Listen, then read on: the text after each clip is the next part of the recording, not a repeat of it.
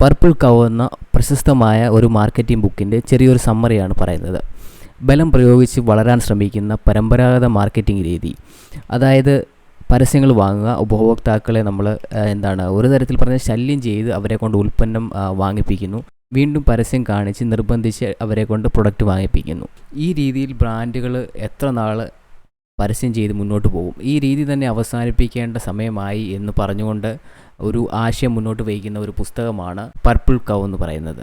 പരസ്യം ചെയ്യുന്നത് നിർത്തി ഒരു പുതിയ നവീകരണം ആരംഭിക്കാൻ വേണ്ടി ഈ ഒരു ബുക്ക് ആഹ്വാനം ചെയ്യുന്നു എന്ന് വേണമെങ്കിൽ പറയാം.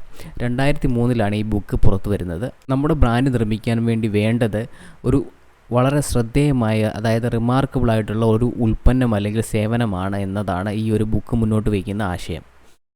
എഴുത്തുകാരനെ കുറിച്ച് പറയുകയാണെങ്കിൽ സെത്ത് ഗോഡിൻ എന്ന് പറയുന്നത് വളരെ ഫേമസ് ആയിട്ടുള്ള മാർക്കറ്റിങ്ങിനെ കുറിച്ച് സംസാരിക്കുന്ന എഴുതുന്ന ഒരു എഴുത്തുകാരനാണ്. അദ്ദേഹം യാത്രക്കിടെ കുറേയധികം പശുക്കളെ കാണുകയുണ്ടായി. അതിൻ്റെ ഇടയിൽ ഒരു പർപ്പിൾ കളർ പെയിൻ്റ് അടിച്ച ഒരു പശുവിനെ കണ്ടപ്പോൾ അദ്ദേഹത്തിൻ്റെ മനസ്സിൽ വന്ന ഒരു ഐഡിയയാണ് ഈ ബുക്കിൻ്റെ ടൈറ്റിലായിട്ട് വന്നിരിക്കുന്നത്. അപ്പോൾ ശ്രദ്ധ കിട്ടാൻ വേണ്ടി മത്സരിക്കുന്ന 100 കണക്കിന് കമ്പനികളുടെ ഇടയിൽ എങ്ങനെ നമ്മൾ സ്റ്റാൻഡ് ഔട്ട് ചെയ്യണമെന്നാണ് ഈ ബുക്കിലൂടെ അദ്ദേഹം പറയാനായിട്ട് ശ്രമിക്കുന്നത്. മാർക്കറ്റിംഗ് ചെയ്യുന്ന പല ആളുകളെയും സ്വാധീനിച്ചിട്ടുള്ള ഒരു കൾട്ട് ലെവൽ ബുക്കാണെന്നത് പറയാം. അപ്പോൾ ഈ ഒരു പുസ്തകത്തിൻ്റെ പ്രധാന സന്ദേശം എന്ന് പറയുന്നത് ബി റിമാർക്കബിൾ എന്നുള്ളതാണ്. റിമാർക്കബിൾ എന്ന് പറയുന്നതിൻ്റെ മലയാളം ട്രാൻസ്ലേഷൻ ഏകദേശം വരുന്നതെന്ന് പറഞ്ഞു കഴിഞ്ഞാൽ അസാധാരണമിതം ശ്രദ്ധേയമായ ഒരു പ്രൊഡക്റ്റ് അല്ലെങ്കിൽ സർവീസ്. അപ്പോൾ പർപ്പിൾ കളറിലുള്ള ഒരു പശു മറ്റ് പശുക്കളുടെ ഇടയിൽ നിൽക്കുന്നത് പോലെ വളരെ പുതിയതും അതുല്യവും ശ്രദ്ധേയമായിട്ടുള്ള ഒരു ബ്രാൻഡ് നിർമ്മിക്കാനായിട്ട് ശ്രമിക്കുക എന്നുള്ളതാണ് ഈ ഒരു ബുക്കിൻ്റെ ആശയം.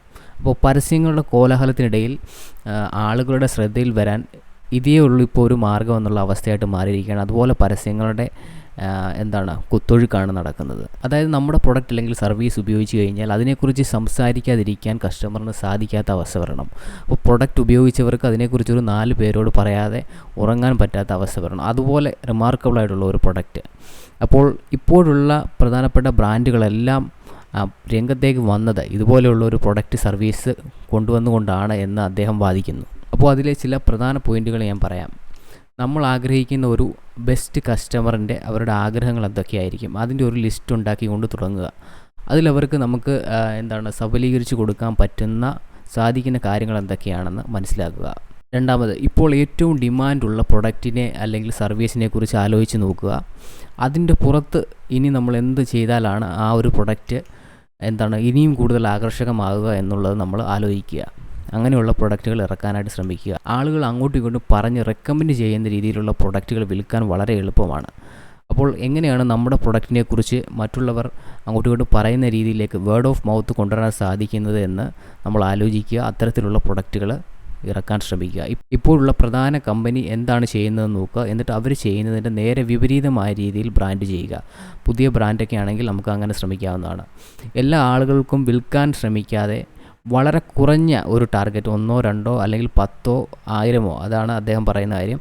ഏറ്റവും കുറഞ്ഞ, ആദ്യം തുടങ്ങുന്ന സമയത്ത് ഏറ്റവും കുറഞ്ഞ വളരെ കുറഞ്ഞ ഒരു ടാർഗറ്റ് കസ്റ്റമറിൻ്റെ ലിസ്റ്റ് ഉണ്ടാക്കിയിട്ട് അവരുടെ പ്രശ്നങ്ങൾ പരിഹരിക്കാനും ആവശ്യങ്ങൾ നിവർത്തിക്കാനായിട്ടുമാണ് ശ്രമിക്കേണ്ടത്. ഈ ബുക്കിൻ്റെ വളരെ ചെറിയൊരു സമ്മറിയാണ് ഞാൻ പറഞ്ഞത്.